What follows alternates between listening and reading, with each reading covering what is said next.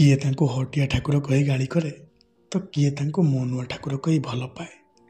ତାଙ୍କର ସେଥିରେ କିଛି ବି ଫରକ ପଡ଼େନି, କାହିଁକି ନା ସେ ଜାଣନ୍ତି ଯିଏ ତାଙ୍କୁ ଶ୍ରଦ୍ଧା କରେ ସିଏ ତାଙ୍କୁ ଭଲ ପାଏ, ପୁଣି ଯିଏ ତାଙ୍କୁ ଗାଳି ଦିଏ ସିଏ ବି ତାଙ୍କୁ ଭାରି ଭଲ ପାଏ। ଅଭିମାନ କାହା ଉପରେ କରିବେ ଯେ? ସେ ଏମିତି ଚକାଚକା ଆଖି କରି ଓଠରେ ଚେନାଏ ହସ ଧରି ଚାହିଁ ରହିଥାନ୍ତି ଅପଲକ ନୟନରେ ତାଙ୍କର ସେଇ ପ୍ରିୟ ଭକ୍ତମାନଙ୍କୁ। ଅନେକ ଦୂରରୁ ଭକ୍ତମାନେ ଆସନ୍ତି ଲକ୍ଷ ଲକ୍ଷ ଭାବରେ। କିଏ ସଫଳତା ପାଇକି ଆସିଥାଏ ତ କିଏ ବିଫଳ ହୋଇକି। ଏଇ ଆଖି ଦେଖିଛି ମାଟିର ଆଖିର ଲୁହକୁ, ପୁଣି ଦେଖିଛି ଭଉଣୀର କୋହଭରା କାନ୍ଦକୁ, ପୁଣି ଏଇ ଆଖି ଦେଖିଛି ଜଣେ ଅସହାୟ ବାପାର ନୀରବ ପ୍ରାର୍ଥନାକୁ। ହେଲେ କାହିଁକି କେଜାଣି ସେଦିନ ଶ୍ରୀମନ୍ଦିର ମୁଖଶାଳାରେ ଭକ୍ତମାନଙ୍କର ଗହଳି ଲାଗିଥାଏ। ହରିବୋଲ ହୁଳହୁଳି ଶବ୍ଦରେ କମ୍ପି ଉଠୁଥାଏ ଶ୍ରୀକ୍ଷେତ୍ର। ସମସ୍ତଙ୍କ ଆଖିରେ ଭରି ଯାଇଥାଏ ଅସରା ଅସରା ଲୁହ। ପଣ୍ଡା ପଡ଼ିଆରେ ମାନେ ମଧ୍ୟ ଆଖିର ଲୁହରେ ଛଳ ଛଳ ହୋଇ ଚାହିଁ ରହିଥାନ୍ତି ସେଇ ପତିତ ପାବନକୁ। ମଣିମା, ହେ ଅନାଥର ନାଥ, କୋଟି କୈବଲ୍ୟ ନାଥ, ପିଲାଟିକୁ ଭଲ କରିଦିଅନ୍ତୁ, ଏତେ ନିର୍ଦ୍ଦୟ ହୁଅନ୍ତୁନି ମଣିମା। ଗୁହାରି କେବଳ ଜଣେ 7-8 ବର୍ଷର ପିଲା ପାଇଁ। ତାର ବାପା ତାକୁ କୋଳରେ ଧରି ଧାଇଁ ଆସିଥାନ୍ତି ଶ୍ରୀମନ୍ଦିର ଭିତରକୁ। ଯେତେବେଳେ ଡାକ୍ତରବାବୁ ହାତ ଟେକି ଦେଇ କହିଲେ ତୁମ ପିଲା ଆଉ ହେବ ନାହିଁ ବୋଲି, ବାପାଙ୍କର ପାଦ ତଳୁ ମାଟି ଖସିଗଲା ପରି ଲାଗିଲା। ଏଥର ଯାହା କରିବେ ଭଗବାନ, ଆମ ହାତରେ କିଛି ନାହିଁ। ଏଇ କେଇପଦ କଥା ସତେ ଯେମିତି ମୁଣ୍ଡରେ ବଜ୍ର ପଡ଼ିଲା ପରି ଲାଗିଲା। ହେଲେ ବିଶ୍ୱାସ ହରାଇ ନାହାନ୍ତି ବାପା ଜଣକ। ସେଇ ମେଡ଼ିକାଲ ବେଡ଼୍ରୁ ଉଠାଇ ଆଣିଛନ୍ତି ନିଜ ପୁଅକୁ। ମୁଣ୍ଡରେ, ନାକରେ, ପାଟିରେ, ହାତରେ ସବୁଆଡ଼େ ପାଇପ୍ ଲାଗିଥାଏ। ପିଲାଟିକୁ ଦେଖିଲେ ଯେ କେହି କାନ୍ଦି ପକେଇବ।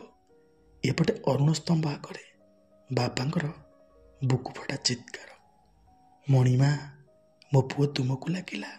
ତମେ ଚାହିଁଲେ ମୋ ପୁଅ ପୁଣି କଥା କହିବ, ପୁଣି ହସିବ, ପୁଣି ଖେଳିବ, ପୁଣି ମୋତେ ଆଗ ପରିକା ବାବା ବୋଲି ଡାକିବ। ଠାକୁରେ, ଥରୁଟିଏ ଚାହିଁଦିଅ ମୋ ପୁଅକୁ। ବାପା ଜଣଙ୍କର ଏମିତିକା କଥା ଶୁଣି ଭକ୍ତମାନେ ଆଉ ଥୟ ଧରିବେ କୋଉଠୁ? ସମସ୍ତଙ୍କ ଆଖିରେ ଧାର ଧାର ଲୁହ ବହି ଯାଉଥାଏ। ସତରେ ଭଗବାନଙ୍କ ପ୍ରତି ଲୋକଟିର ଏମିତି ବିଶ୍ୱାସ ସମସ୍ତଙ୍କୁ ଆଶ୍ଚର୍ଯ୍ୟ କରିଦେଉଥାଏ। ହେଲେ ସମସ୍ତଙ୍କ ମନରେ ପ୍ରଶ୍ନଟିଏ ଥାଏ, ସତରେ କ'ଣ ଡାକ ତାର ଶୁଣିବେ ଠାକୁରେ? ନା ତାର ପୁଅ ଆଉ କଥା କହିବ, ନା ଆଉ ହସିବ, ନା ତାକୁ ବାପା ବୋଲି ଡାକିବ? ସେଦିନ ସମସ୍ତେ ମିଶି ସେ ବାପା ଜଣକ ପାଇଁ ପତିତ ପାବନଙ୍କ ପାଖରେ ସମସ୍ତେ ଗୁହାରି କଲେ। ଶେଷରେ ଏମିତି ଏକ ଘଟଣା ଘଟିଲା ଯାହାକି ସାରା ଦୁନିଆକୁ ଆଶ୍ଚର୍ଯ୍ୟ କରିଦେଇଛି। ହଁ, ବାପା ଜଣକ ନିଜ ପୁଅକୁ ନେଇ ପତିତ ପାବନଙ୍କ ପାଖକୁ ଗଲେ, ଆଉ ସେଇଠି ପଣ୍ଡା ପୁଅ ଜଣକ ତାଙ୍କୁ ତୁଳସୀ ଟିକିଏ ଦେଲେ। ହେଲେ ଆଶ୍ଚର୍ଯ୍ୟର କଥା, ଯେଉଁ ଛୁଆଟି ଡାକ୍ତରଖାନାରୁ ଫେରି ଆସିଲା, ଡାକ୍ତରବାବୁ ମନା କରିଦେଲେ ଏ ଆଉ ବଞ୍ଚିବନି ବୋଲି। ମହାପ୍ରଭୁଙ୍କ ତୁଳସୀ ସ୍ପର୍ଶରେ ହଠାତ୍ ପିଲାଟି ମୁଣ୍ଡ ହଲେଇଲା, ଆଖି ବୁଲେଇଲା। ଆଉ ଏହିସବୁ କଥାକୁ ଦେଖି ଉପସ୍ଥିତ ଥିବା ଲୋକମାନେ ବଡ଼ ଆଶ୍ଚର୍ଯ୍ୟ ହୋଇଗଲେ।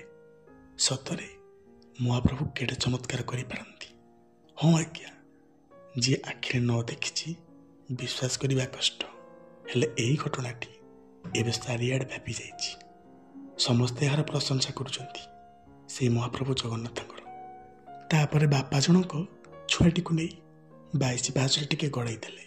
ତାପରେ ଶ୍ରୀମନ୍ଦିର ଭିତରକୁ ନେଇଗଲେ।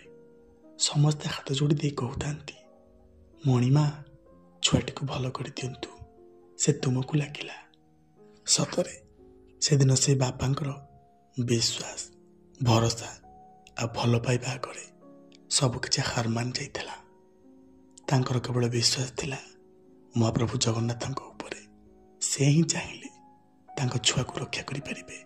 ହଁ, ତାହା ହିଁ ଘଟିଲା। ନମସ୍କାର। ଯଦି ଭିଡ଼ିଓଟି ଭଲ ଲାଗିଥାଏ ଜଣାଇବେ ନିଶ୍ଚୟ। ମହାପ୍ରଭୁଙ୍କ କୃପାରୁ ସମସ୍ତେ ଭଲରେ ଥାନ୍ତୁ, ସମସ୍ତେ ଖୁସିରେ ଥାନ୍ତୁ। ଜୟ ଜଗନ୍ନାଥ।